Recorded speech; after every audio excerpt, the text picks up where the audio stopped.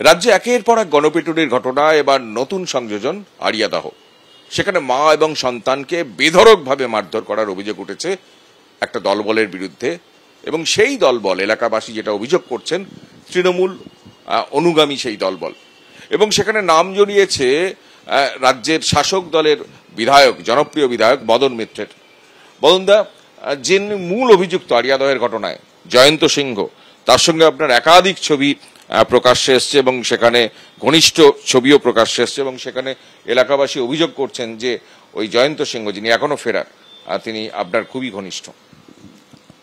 প্রথম হচ্ছে, যখন ছবিটা এসছে তখনও ক্রাইম করেনি, যখন ক্রাইম করেছে তখন কিন্তু কোনো ছবি নেই। আমি কি করে জানবো কে কবে কোথায় ক্রাইম করবে?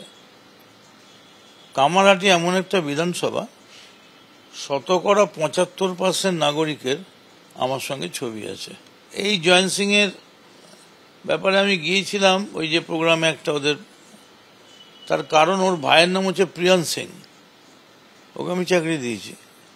ও মোহামেডানের ক্যাপ্টেন, একটা ক্যালকাটা মোহামেডানের ক্যাপ্টেন, তার প্রতি আমার দুর্বলতা থাকবেই।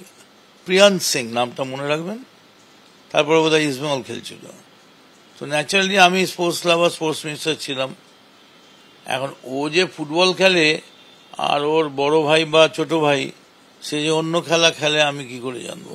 আপনি তো চেনেন, ঘনিষ্ঠভাবে চেনেন, বোঝা যায়।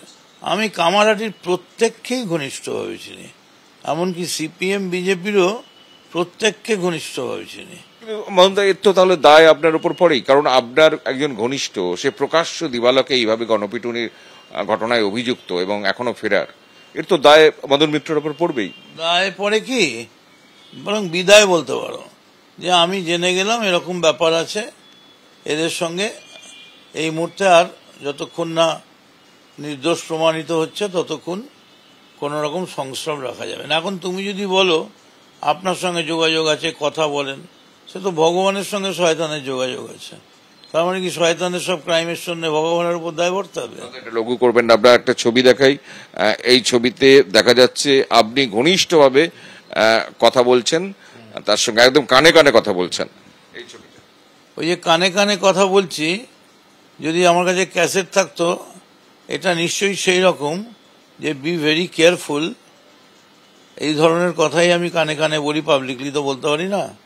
যে মমতা বন্দ্যোপাধ্যায়কে তোমরা চেনো না, উনি যখন এইরকম ভাবে রাইটার্সে বসে বলছেন, উনি কিন্তু শেষ পর্যন্ত যেতে পারেন এবং কোনো গুন্ডামি, কোনো বদমাইশিকে রেয়াত করা যাবে না। জয়ন্ত সিংহ কি তৃণমূল করেন না? এখন তো আমার মনে হয় ব্রহ্মা বিষ্ণু মহেশ্বর তৃণমূলের বোধহয় লাইনে দাঁড়িয়ে গেছে। উনি কি করেন? মানে আমি লঘু করছি না, সবাই তৃণমূল।